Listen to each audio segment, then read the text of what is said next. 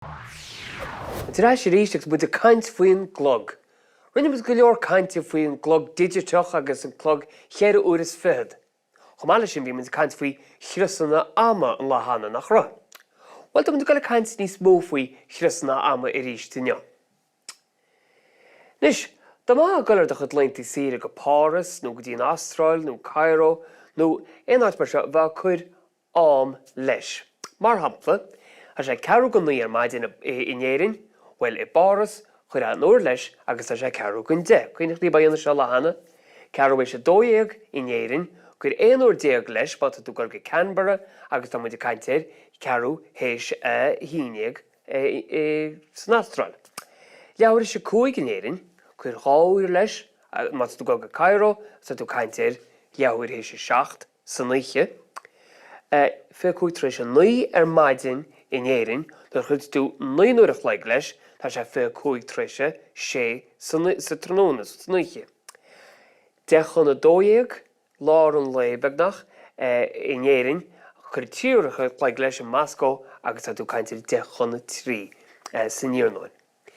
Nis, an rud súntaach faoi fuú seo ar fad ná má bhreanim muid an grunneogan seo, tá éireann seo agus de ré mar tá an chruinneog go an tró seo tá siad ar fad an tró seo. Sin an fá gúil muid chuir uaireantaí leig leis ar nó san Rank agus an Tapáin agus in Égypt agus an Astráil. Ceach go leor, má tá muid a gail an tró eile. Well, brenn muid a grunneogan seo ar dús. Tá éireann seo. Agus na tEarrach ar fad tá muid go le cainte níos fuú, tá siad ar fad an tró seo, na caitheach ar fad tá muid go le breanúrb. Tá muid a caintéir Montreal, agus Chicago, agus Honolulu, nó Ábhar, Los Angeles, tá siad ar fad an tró seo. Mar sin, nuair tá muid a cainte orb seo, bainne muid na húireantaí seo wathú.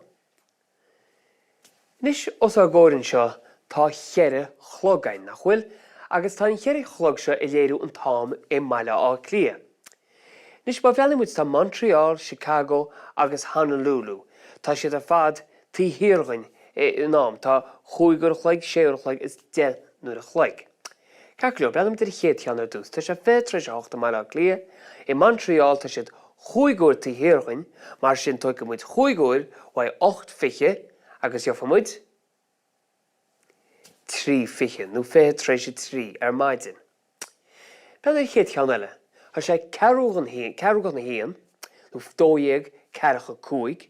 I Montreal tá siad 5 uair tEarrach, mar sin tóg go muid 5 uair wa dóéag cearach a cúig, agus jofa muid sé 7 cearach a cúig, nó cearú chun na 8 ar maidin.